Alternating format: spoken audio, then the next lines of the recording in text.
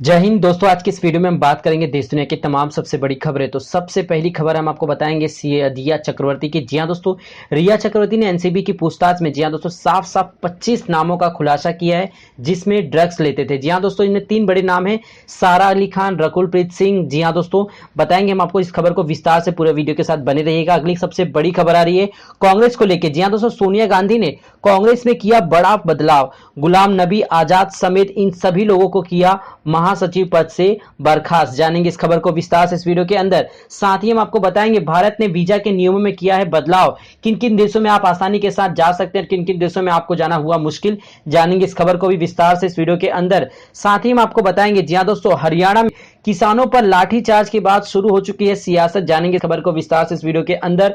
और अंत में हम आपको बताएंगे स्पेशल ट्रेनों के बारे में। जी हां दोस्तों, देश भर में चल रही कौन कौन सी स्पेशल ट्रेनें किन किन रूटों पर चलाई जा रही है, कैसे आपको बुकिंग करना है और कैसे आपको ये लिस्ट मिलेगी। जी हां दोस्तों, तमाम चीजों को जानेंगे विस्तार से इस वीडियो के अंदर। तो सबसे पहले हम बात कर लेते हैं आज की सबसे बड़ी खबर निकल के आ रही है। जी हां दोस्तों, ड्रग्स केस को लेके बॉलीवुड में लगातार नेपोटिज्म पे हमला करते हुए जी हां दोस्तों कंगना रनावत ने सबसे पहले इस मामले की जो है खुलासा किया कि बॉलीवुड में नेपोटिज्म की वजह से सुशांत सिंह राजपूत ने आत्महत्या की। और सबसे बड़ी खास बात ये, उन्होंने कहा कि उन्हें अगर सुरक्षा प्रदान किया जाए तो वो ड्रग्स के माफियाओं का राज खोल देंगी। बॉलीवुड माफियाओं के नाम पर कई बार कंगना रनावत, जी हां दोस्तों, देश की बेटी के नाम से इस समय चर्चित कंगना रनावत इस समय सबसे सुर्खियों में है लगातार। और इसी बीच एक बहुत बड़ी खबर आ गई। जी हां दोस्तों, रिया चक्रवर्ती से पूछताछ के दौरान रिया चक्रवर्ती ने 25 नामों का खुलासा किया है। जी हां दोस्तों, 25 नाम सबसे बड़े कलाकारों के हैं और इनमें से 3 नाम जो है सामने मीडिया के आ चुके हैं। बात करें सुशांत सिंह राजपूत केस के सामने आई ड्रग चैट के बाद नारकोटिक्स कंट्रोल ब्यूरो यानी एनसीबी ने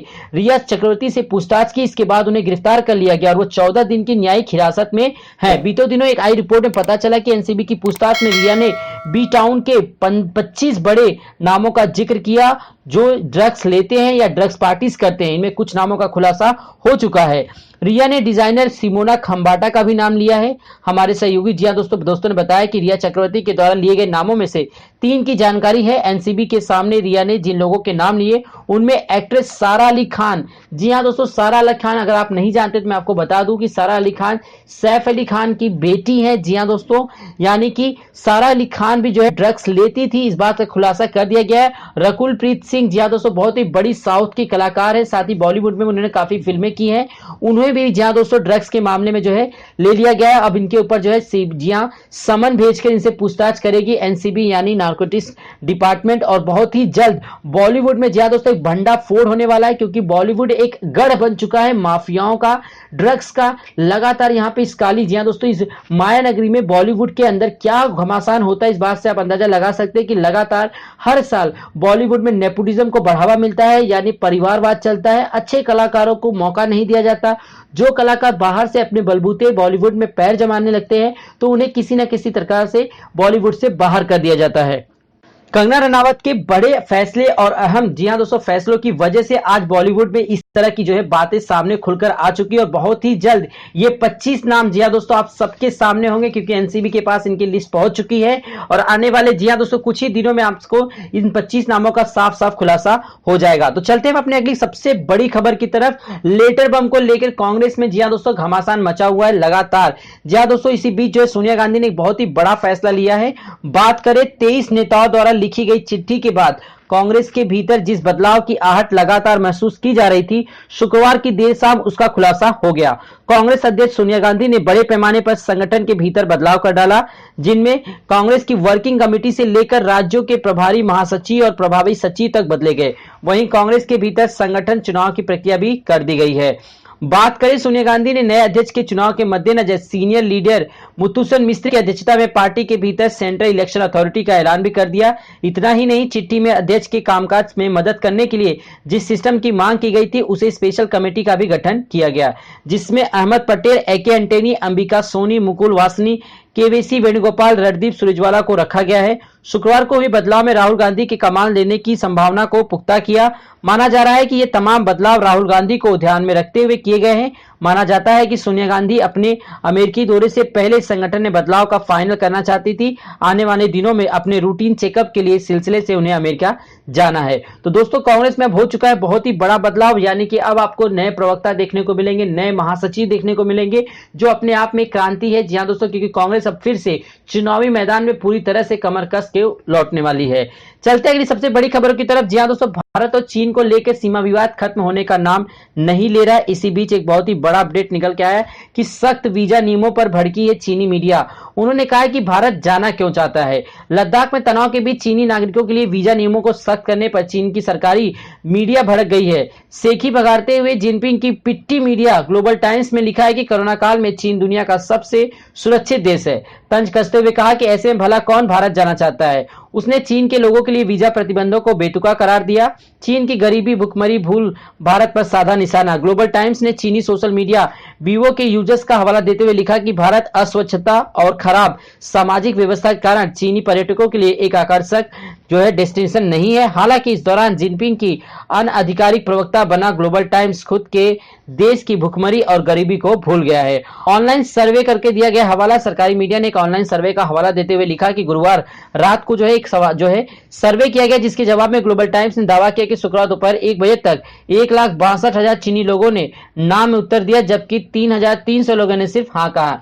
यानी जी हाँ दोस्तों, यहाँ पे साफ देखा जा सकता है कि चीन किस प्रकार से भड़का हुआ है भारत के खिलाफ लगातार। अब चलते अगली सबसे बड़ी खबरों में, जहां दोस्तों आपको हरियाणा में किसानों पर लाठीचार्ज के बाद शुरू हुआ सियासत।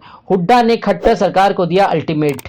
जी हाँ दोस्तों, एक बहुत ही बड़ी खबर निकल के सामने आ रही। केंद्र सरकार के अध्यादेश के विरोध में कुरुक्षेत्र में किसानों ने किया था प्रदर्शन के दौरान पुलिस ने किया था लाठीचार्ज। हर तरफ हुई थी निंदा। पूर्व सीएम भूपेंद्र सिंह हुड्डा ने कहा कि खट्टर सरकार के पास मात्र 10 दिन है, किसानों पर मुकदमे वापस लिए जाए, नहीं तो होगा विशाल किसान आंदोलन। लगातार जी हां दोस्तों, इस समय नेता प्रतिपक्ष भूपेंद्र सिंह हुड्डा ने ट्वीट किया, सरकार के पास 10 दिन का समय है, किसानों पर लगाए गए मुकदमे को वापस ले लिया जाए या फिर विशाल किसान आंदोलन के लिए आप तैयार हो जाए। कोरोना की आड़ में किसान के खिलाफ षड्यंत्र रचने वालों के लिए जनता सामने आ रही। 6 साल से परेशान किसान के सब्र का बांध टूटने वाला है। याचना अब रद्द होगा। किसान विरोधी अध्यादेश लाई है सरकार। इससे पहले भी भूपेंद्र सिंह हुड्डा अलग अलग मंचों से इन तीनों अध्यादेश के खिलाफ आवाज बुलंद कर चुके हैं। हुड्डा का स्पष्ट कहना है कि आंदोलन सिर्फ किसानों का ही नहीं, इसमें मजदूरी, आड़ती और छोटे व्यापारी भी शामिल है। कोरोना काल में किसान विरोधी 3 अध्यादेश लाकर सरकार ने खुद किसानों को सड़क पर आने के लिए मजबूर कर दिया। तो लगातार केंद्र सरकार की नीतियां और बीजेपी सरकार की नीतियों को लेकर देश के अलग अलग हिस्सों में कई प्रकार के विद्रोह किए जा रहे हैं, लेकिन सरकार कोरोना काल के आड़ में इन विद्रोहों को छुपाने की कोशिश कर रही है। जहां दूसरी तरफ प्रधानमंत्री नरेंद्र मोदी लगातार सरकारी कंपनी को बेचकर उनका निजीकरण करने पर तुले हुए। इस बात को सोशल मीडिया के प्लेटफॉर्म से कई बार उनकी निंदा की जा चुकी है, चाहे रेलवे की कुछ हिस्सेदारी हो, चाहे एलआईसी का बेचना हो, चाहे ओएनजीसी को बेचना हो। इन तमाम जगहों पे जी हां दोस्तों, सरकारी कर्मचारी और सरकारियों को निकाल कर उन्हें निजीकरण करने के लिए सरकार की जो रणनीति वो पूरी तरह से जी हां दोस्तों, जिसका समर्थन सोशल मीडिया पे तो बिल्कुल नहीं कर रहे। अब गोदी मीडिया करवा रही तो अलग बात है जी हां दोस्तों, लेकिन सोशल मीडिया पे साफ साफ देखा जा रहा है किस प्रकार प्राइवेट कंपनियों के हाथों में पूरा देश दे दिया जा रहा है, जिससे आने वाले समय में किस प्रकार देश और ज्यादा गरीब की स्थिति में आ सकता है। क्योंकि ऐसे में निजीकरण का एक ही उद्देश्य होता है कि जो परिवारवाद है, जो निजीकरण के जिनके हाथों में पूरी पावर होती है वो हमेशा अमीर से अमीर होते जाएंगे और जो गरीब है वो गरीब होते जाएंगे। जॉब की कोई सिक्योरिटीज नहीं होगी, कोई पॉलिसीज नहीं होगी, कोई इंश्योरेंस नहीं होगा आपका, बिल्कुल भी नहीं। जी हाँ दोस्तों, इन तमाम चीजों की वजह से सोशल मीडिया पे कई बार प्रधानमंत्री नरेंद्र मोदी से लोगों ने गुजारिश भी की है कि आखिर 70 साल में भले ही कांग्रेस ने कुछ नहीं लिया था, उसे भी आप उसका निजीकरण क्यों करने पे तुले हुए हैं। इन तमाम चीजों को लेकर प्रधानमंत्री नरेंद्र मोदी से कई बार सवाल पूछे जा चुके हैं, लेकिन अभी तक प्रधानमंत्री नरेंद्र मोदी की तरफ से कोई भी जवाब नहीं मिला। तो चलते अगली खबर की तरफ। जी हाँ दोस्तों, देश में कोरोना वायरस की रफ्तार लगातार बढ़ती जा रही, जिसको लेकर प्रधानमंत्री नरेंद्र मोदी और उनकी टीम लगातार अपनी पीठ थपथपाती हुई नजर आ रही थी कि देश में कोरोना को कंट्रोल कर लिया गया है। लेकिन इसी बीच जी दोस्तों, अगर आप देखें आंकड़ों को लेकर तो भारत पूरी दुनिया में नंबर 2 के स्थान पर आ चुका है। जहां दोस्तों बात करें अगर मामलों को लेकर लगातार दिन प्रतिदिन 90,000 के करीब मामले सामने आ रहे हैं, जो अपने आप में विश्व रिकॉर्ड है, क्योंकि किसी भी देश में इतनी बड़ी संख्या में कोरोना वायरस जो है नहीं आया।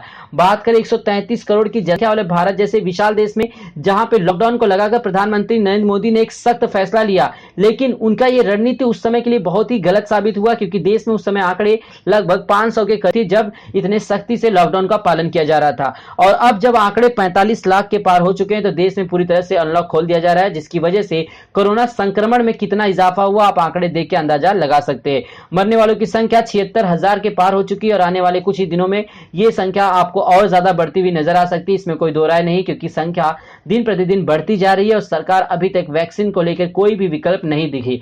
सरकार पूरी तरह से विदेशों पर निर्भर है, क्योंकि जब तक विदेशों से वैक्सीन लॉन्च होकर इंडिया में नहीं आ जाती, तब तक इसी प्रकार लॉकडाउन खुलता रहेगा, अनलॉक की प्रक्रिया चलती रहेगी और लोग कोरोना वायरस की चपेट में आते रहेंगे। सरकार के द्वारा कोई भी कठोर कदम नहीं उठाए गए, ना ही किसानों के, ना ही मजदूर प्रवासी मजदूरों के लिए, क्योंकि लाखों नहीं करोड़ों लोगों के रोजगार जा चुके हैं। देश में इस समय 23% जी हाँ दोस्तों जीडीपी जो है माइनस में है, जिससे देश की ग्रोथ रेट आप देख सकते हैं किस प्रकार भारत का जी हाँ दोस्तों स्थिति लॉकडाउन में सबसे ज्यादा खराब होते हुए नजर आ रही है। तो चलते हैं अपने अगली खबर की तरफ। जी हाँ दोस्तों, देश भर में तमाम जगहों पर स्पेशल ट्रेनों की संख्या में इजाफा किया गया।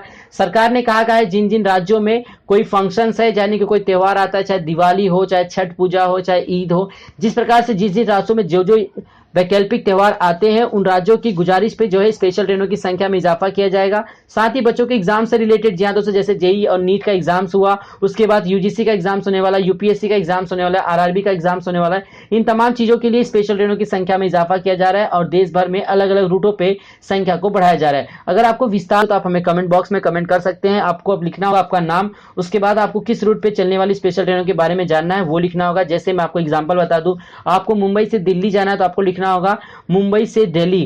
तो दोस्तों हम आपको बताएंगे मुंबई से दिल्ली पे चलने वाली कौन कौन सी स्पेशल ट्रेन है, पूरी लिस्ट यहाँ दोस्तों हम आपको सेंड कर देंगे कमेंट बॉक्स में। तो दोस्तों आज के लिए इतना ही, उम्मीद करता हूँ आज का वीडियो आपको पसंद आया हो। वीडियो अच्छा लगा तो वीडियो को लाइक और चैनल को सब्सक्राइब करना ना भूलें। धन्यवाद।